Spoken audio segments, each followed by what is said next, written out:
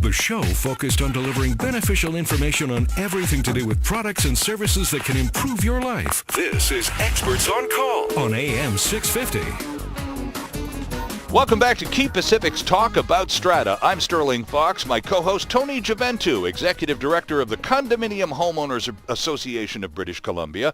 Our guest tonight is Adrienne Murray, a strata lawyer from White Rock. Always a pleasure to have Adrienne in our studio. And we just identified a list of all of the condo options. Here we are in the spring of 2013. The buzz is in the air. Lots of people deciding to, well, you know, it's time to downsize. It's time to indulge in a more convenient, comfortable, less labor-intensive lifestyle. Let's go shopping. So off we go into the car, and Tony's just gone through a tremendous list of the options available. But let me start this segment by asking both of you a really basic question. If I'm a person who is downsizing out of my own home on my own property in the suburbs, where I owe nobody anything except perhaps the bank, what's the advantage? What's in it for me to go strata versus going that single style that I've become accustomed to for so many years? What's the upside of being a strata liver, Tony? Well, Sterling, I think that we see this with so many people who call us and they tell us the reason why they moved into a condo, because they were attracted by the whole essence of the lifestyle. They've gone from living independently into a community. Mm-hmm. And whether you're a retired or a young professional, you've gone from living in a single-family home into a community where you have facilities like swimming pools and exercise rooms. You have better security. You you feel safer at night. Some people actually have got to the point that they want to live on the third, fourth, or the seventh floor so they can leave their windows open at night for more, because they feel more secure in their units. You have a collective sense of ownership. You have a collective sense of liability, but the collective sense of ownership gives you a lot more services that you wouldn't have had otherwise. And so all of those services really simplify your life, but they also give you a lot more freedom. If you want to go away on holidays for a month, and other than have somebody check your unit to make sure that there is no water leaking, right? If you're wanting to go away on holidays, you don't have to arrange for all of the other things. Somebody to cut the grass. Collect the newspapers, lest they gather on the front porch. Exactly. All of those clues that the occupant is away. Nobody actually knows whether you are or are not away in your strata. Usually, and when you're in that environment, it gives you a lot more freedom. The one thing about strata living is, we've got into the historic impression that it's cost-free or low cost. There's still buildings, there's still building systems. You've added a lot more services that you didn't have before. Mm-hmm. So it's going to cost you just as much to live in a strata over the long term as it does in any other environment. The benefit is you're no longer saddled with the single impact of financial obligations of one house. You're now sharing those costs with a variety of people. And so there are just a huge number of advantages of condo living. Adrienne, one of the adjectives that they love to throw around when advertising strata options is carefree. Mm-hmm. Enjoy the carefree lifestyle. You're smiling. You've got lots of clients who love the carefree lifestyle, and some who've had some issues with it. So again, what's the upside to strata from your experience? Well, first of all, I would get rid of the word free. Maintenance-free, carefree. The free word is a bit just confusing. It is. When you talk about, it's spring, people want to go out and we're going to go downsize, one of those reasons I think why we might want to downsize is because it's spring and I have to start hauling out the lawnmower out of the shed. I've got to start worrying about the watering the lawns and all the work. And really, I'd planned to have quite a relaxing summer and travel. Mm-hmm. So I think we also look at the ability to have all the responsibilities offloaded. Now, again, that's a bit of a two-edged sword because there's still a view that, once I've moved into a strata, I can come and go and I don't need to do anything at all. Mm-hmm. Well, we still need to run the organization. We still need to run the building. And even when we hire management, the Strata Property Act requires us to have a strata council. Right. So on the one hand, I absolutely agree. It does become a maintenance-free and a much more or limited maintenance and a different type of lifestyle. I don't think it's fair to suggest that it doesn't require any involvement. So carefree does not necessarily mean responsibility-free. Not exactly.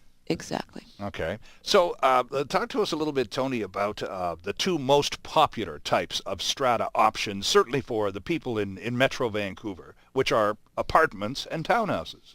Yeah, in Metro Vancouver and Vancouver Island too, we're dealing with apartments and townhouses. So that what we're looking at across the board is we're looking at more people living on one site.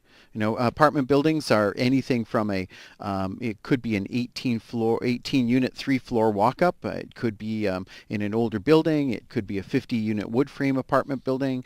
It might be a 125-unit high-rise. You know, it can be a variety of types of variations of the building system. So it depends also on whether you are wood frame.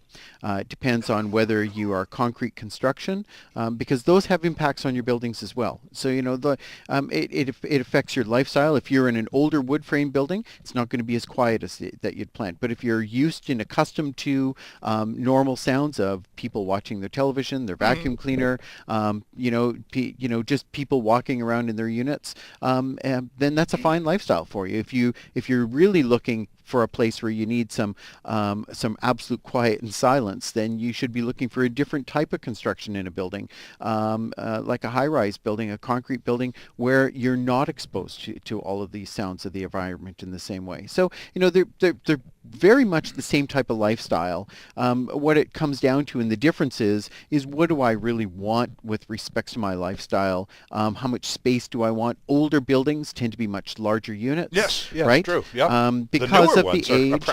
are phone booths. Well, They're tiny. For the price, Yeah, right? If you yeah. if you have $1.2 million, you can certainly buy yourself a handsome size unit. But you know, there are older high rises out there that are great buys because they are large units, 1,200 square feet. They're under 300,000. You know, they're good buys. The difference, of course, with the age of the units, when we start to look at these and we start to look at the design and whatnot, is what is the next 10 years or 20 years going to cost you, right? Whether we need to start talking now and disseminating about what's the difference between buying in a new strata versus buying in an existing strata. Right. And that's where we start to have to make some better decisions around the information that we gather. Adrienne, you were talking in our last segment about people not asking enough questions, and in many cases substituting the lack of questions with erroneous assumptions, false assumptions. So when people come to you, a strata lawyer, with, well, some kind of issue, what is the biggest surprise among first-time strata buyers that you see, and they go, well, you know, nobody ever told us about this, or we never asked about this. My gosh, it came to us as quite a shock. What would that be? I think that probably the biggest is the designation of property. When I say, well, that balcony is common property, you don't own it. I don't own my balcony. What, it's outside my strata That's lot. right, yeah. Of course I do. No, you don't. The two types of property on a strata plan are strata lot, that's what you own. Common property, that's what everybody owns collectively. Now that common property there may be a subset of that common property as limited common property, where it's designated for a particular strata lot use, right. But it's still fundamentally common property. So we have either strata lots, common property. I own my strata lot, which gives me a little bit more legal entitlement to make changes and to do things in it, a little bit. And then we have common property that's owned by the collective, and I don't own it. So to discover that your parking space or your balcony or your deck is common property comes as a huge surprise. And then to discover that the use of that common property is governed by the bylaws. So understanding designation and looking at the bylaws. For example, you might buy the strata lot, an apartment-style strata lot, and your world is all about barbecuing. You barbecue all year long. You're surprised to discover that you've been fined and that you've been in breach of the bylaws because there's a bylaw that says no barbecuing. And nobody bothered to tell you And you didn't read the bylaws before you bought. Now, okay, but I think in the case, and you've certainly nailed me on the head with that one, because I love barbecuing, and I do it all year round. So I'm just enough of a nut that I would probably ask about it because I'm quite compulsive about barbecuing. So in my particular circumstance, I'd say, oh, nice balcony. Where can I put the barbecue? obviously, a realtor at that point should say, "I'm sorry, sir, there isn't any barbecuing allowed on this property." Or is that kind of disclosure, is that required? Shouldn't I be told that? You need to ask. You don't need to be told. You need to ask. And Okay. as a buyer, you need to say, this is all nice and fine. Let's look at the bylaws. What kind of restrictions? Because there's many, many restrictions. I mean, barbecuing might be important to you. Cats might be important to me. And to discover I can't have my 3 cats because we're limited to 2, you might not worry about cats. So because we all have such different interests and needs, I think it's absolutely vital that you read the bylaws. Now, the first time you look at the strata lot, you or your realtor won't likely have seen the bylaws yet, but it would be something that you'd want to get fairly quickly. Yeah, that first dance through the property is more about the view and the appliances and the Color of the location and whether or not you could see yourself living here. That's the first exploratory visit. And then after you decide, well, we could live here, we could hang our hats here for a few years.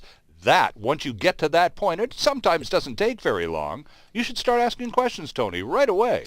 Well, you have to get into the nitty-gritty details. You can't not get into the details, because I think the details are the devil's in the details. We know that statement. I've said it once. I've said it 1,000 times. In a strata, your home is not your castle. Yes. Right. It's the castle of the Strata Corporation. And so when you're looking at this, Adrienne's absolutely right. You have to get a copy of the bylaws. Mm-hmm. And it's not just the last set of bylaws that were filed. You may need to be looking at a series of bylaws that were filed and ensuring you have all of the bylaws in effect. Now, Adrienne, let me interrupt Tony for that, because if this is as required as rudimentary a reality of buying this new property, as Tony says it is, should you not, when you decide, well, we'd like to learn a little bit more about the property because we love the location and the carpet color is fabulous, should at that point the realtor or whoever is showing you the property not have immediately available a copy of the bylaws? Well, if you'd like to live here, here are the conditions under which you'll have to govern yourself. Well, I think we have to be careful with that, because first of all, if it's a buyer's agent, I have a realtor and the realtor's taken me to a dozen or 6 dozen locations. Yeah, that's going on. It's unlikely that they're going to have the bylaws for every single one of them that I've looked at. So once we narrow it down and once we've decided we can hang our hat here, now we get down to business. Now we ask the realtor to order the bylaws, get the strata plan, and start taking a look at the details. And there'll be many, but these are sort of the beginning documents that we're going to start looking at. So it's not going to be an automatic, yes, I think we like this, and now the realtor is going to have everything at hand, because actually there's an expense involved in getting these documents out of the strata and a little bit of a delay. So we need, and I think the thing that strikes me is maybe a second surprise, is how quickly people want to make this decision. Well, you get these bidding wars sometimes. You get lineups outside some of these offices, and you better be prepared to write a check on the spot.